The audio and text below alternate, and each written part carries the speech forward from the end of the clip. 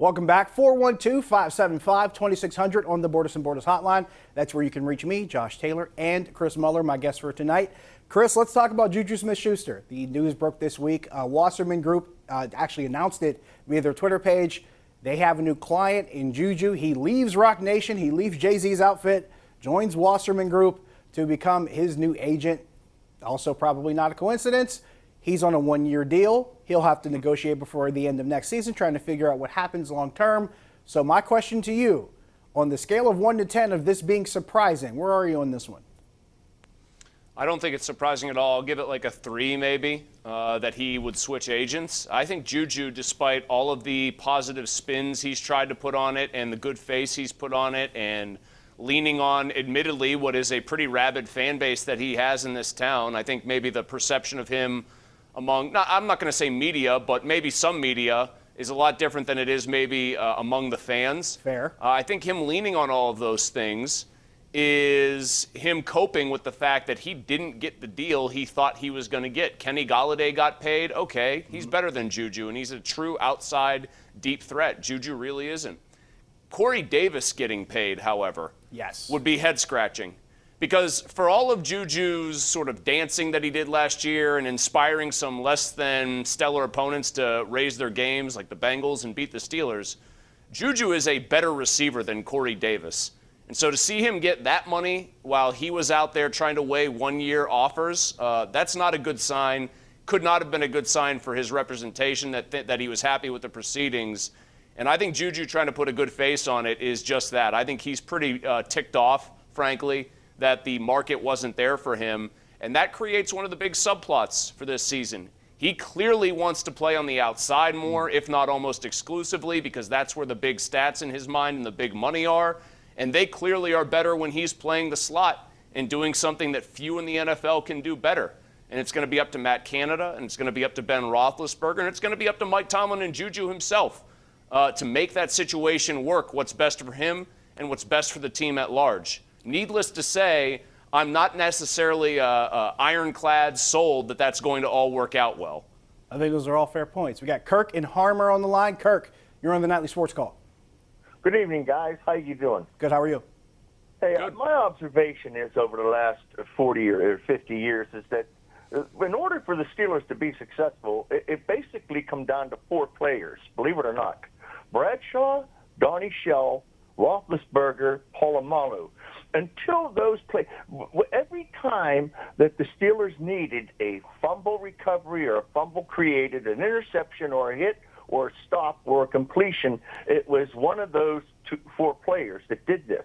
So in order for them to advance past the division, in order to win the AFC Championship and go on to another Super Bowl, they got to replace Polamalu. And until that happens and get a player equivalent in talent. Wait a minute, Kirk.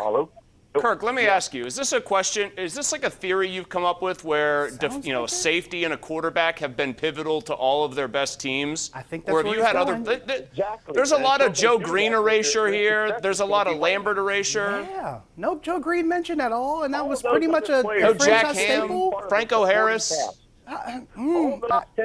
Those 10 other players on the offense and defense were simply the supporting cast for Roethlisberger, Bradshaw, Shell, and Polamalu.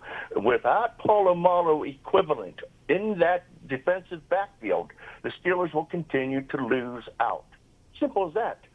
Kirk, I appreciate the call. That might have been the strangest thing I've heard probably in weeks, and my wife just had a kid 11 weeks ago. Joe Green, a supporting cast member to Donnie Shell. What? I'm just going to stare straight ahead at the camera. I'm just going to keep these eyes wide open. I'm just going to wait for the next phone call or the next point, Josh, and I'm going to try to process that theory. I guess James Harrison didn't make plays in the Super Bowl. Perhaps the greatest play in the Super Bowl. I guess Lamar Woodley didn't exist. I guess Joey Porter did. Come on. I mean, that seems like a very pet theory. I will treat that call somewhat seriously by saying this.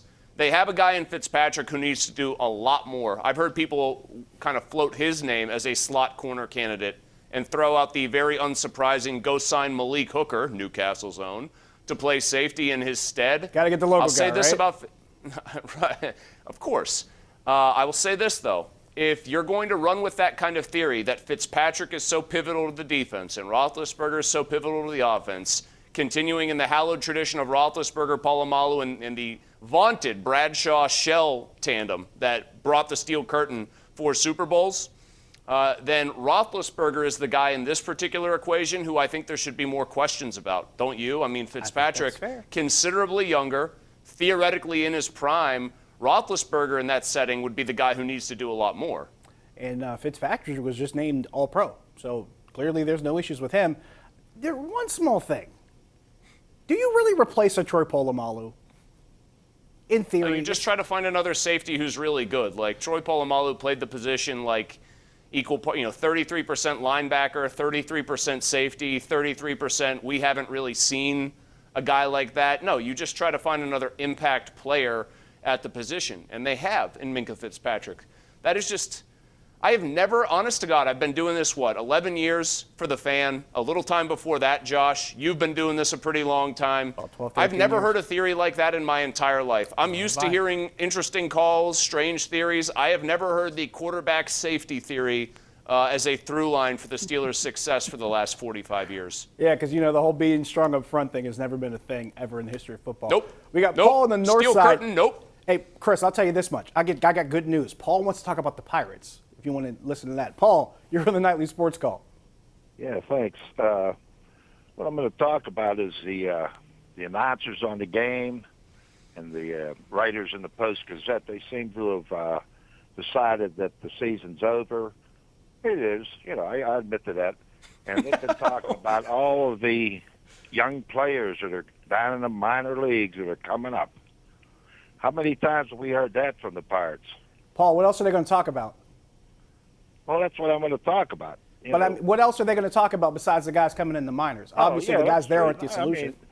That's absolutely true. But are any of these guys any good like they say they are, or what? I don't. They keep you don't know all these names on. That's the great mystery. I mean, that's the great mystery, Paul, is you don't know till they get to the show. I remember Gregory Polanco was supposed to be better than Andrew McCutchen, and when you looked at the raw tools, 6'5", all that power, insane-looking swing, lefty, you just figured, okay, that makes sense. O'Neal Cruz is the next guy cut out of that mold, kind of a freak playing shortstop at 6'7". He's an NBA small forward, hitting bombs in Double-A. The bottom line is I can't answer it, Josh can't answer it, Ben Cherington can't answer it, none of us can, till they actually get up to the show and either show that they can do it or not. And that's the risk that you have to take when you're building internally. But I'll remind people, every single player that's played had to do the exact same thing. They were also relative unknowns until they got there, and then we found out, including the guys who actually played well, like the Andrew McCutchens of the world. Sooner or later, we had to find out whether or not he was going to sink or swim. We got to go to our tweet of the night, brought to you by Tri-State Office Furniture. It is Pirate related, and Chris, it's from your partner, Andrew Filipponi. The Pirates have lost 10 in a row and haven't scored more than 4 runs in any of those games. First time that's happened in 53 years. Yikes. Speaking of yikes, Chris, Pony had another tweet. Sounds like he's maybe blaming you for Jacob deGrom's injury. I'm surprised he sent this 10 in a row tweet. I assumed he would be drowning in bourbon after what he sent out. That's not to say that he's not right now. No, I know he probably is. I suggested that perhaps Jacob deGrom, who is by leaps and bounds the best starting pitcher, the best pitcher period in baseball right now, might also have been using foreign substances, to grip the baseball a little better. Oh, no wonder he's mad at you. That maybe being able to throw 100 miles an hour with pinpoint control maybe isn't just the product of vitamins and prayers from Jacob deGrom, the Hulk Hogan way. Oh. Now, Pony took great umbrage to that on the air and demurred in comment on it. And now with Jacob deGrom going down with a shoulder thing tonight, Pony is blaming me for deGrom's injury. I feel that's a little bit cavalier of him. I feel like that's a baseless accusation, but what can you say? The guy is sad because his team's bell cow pitcher might be down with injury again. So basically, folks, listen to the 6 tomorrow on 93.7 The Fan. This might get interesting. We got to take a break. We got to talk NBA playoffs. A huge blown lead in Philly I got to ask you about, Chris, when we come back. Stick around.